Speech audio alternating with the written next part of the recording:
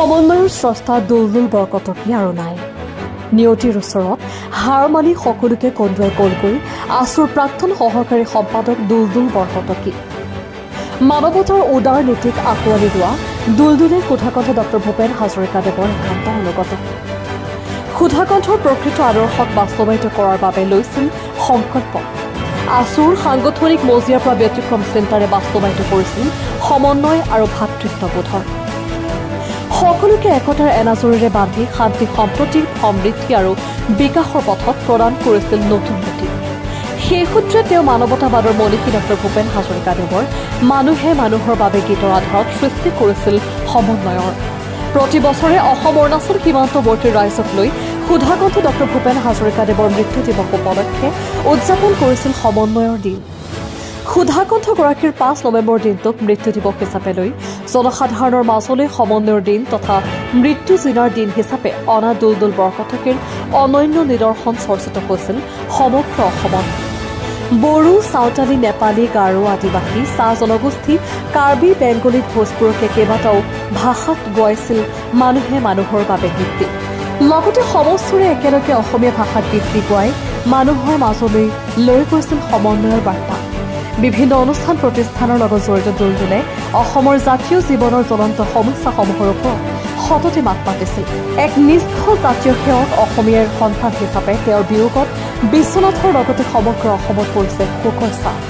ইতিমধ্যে বিশ্বনাথ সদৰৰ লগতে জিলাখনৰ অন্তৰ্গত বিভিন্ন ব্যৱসায়িক প্ৰতিষ্ঠানসমূহ বন্ধ ৰাখি দুলদুল বৰকটকীলৈ সন্মান প্ৰদৰ্শন কৰি শ্ৰদ্ধাঞ্জলি জ্ঞাপন কৰে।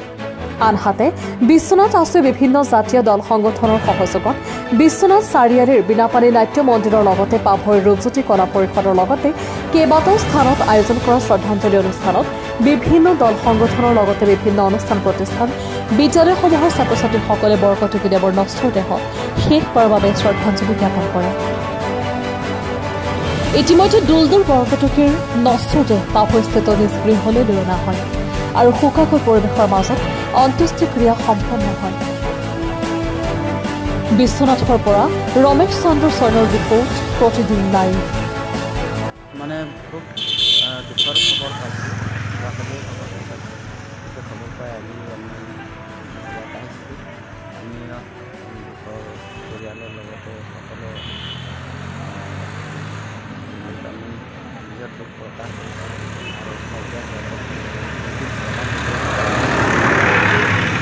এনেকুৱা কথা আমি আৰু আমাৰ অৱসৰতা বিশ্বাস অঞ্চলত পাবলৈ আমি একদম বৰ দুখৰ কথা, বৰ মানে বেয়া লগা বেয়া দিন হ'ব। কাৰণ 2014 চনত আপুনি উত্তৰ অঞ্চলত আদিবাসী সন্থাৰ ওপৰত নাৰকীয় কথা ঘটিছিল। তেতিয়া পঢ়ি লিখাত তেখেতে সহায় কৰিছিল, আমাক পৰামৰ্শ দিছিল।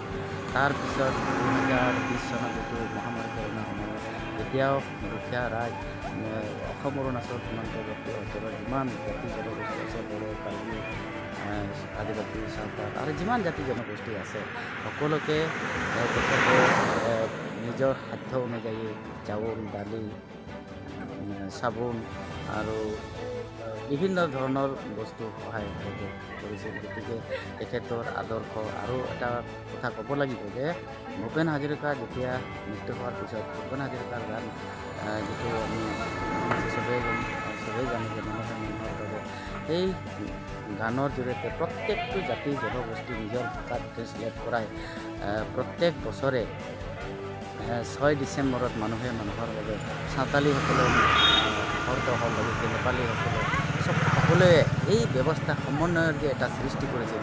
অসমত বসবাস কৰা প্ৰত্যেকটো জাতি জনগোষ্ঠীক এটা সমন্বয় মাজত সমন্বয় এটা সৃষ্টি কৰিছিল। সকলো জাতি জনগোষ্ঠীক এটা প্লেটফৰ্মত ৰখাৰ যিটো প্ৰয়াস কৰিছিল। গতিকে তেখেতৰ অৱদান আৰু আমি মানে ক'বই লাগিব বা আমি তেখেতক আমি মানে কেতিয়াও তাকেই আমি ক'ব খুজিম যে বৃন্দা আপুনি যাতে থাকক, শান্তিৰে থাকক আৰু নিজৰ পৰিয়ালবৰ্গক লগতে সকলোকে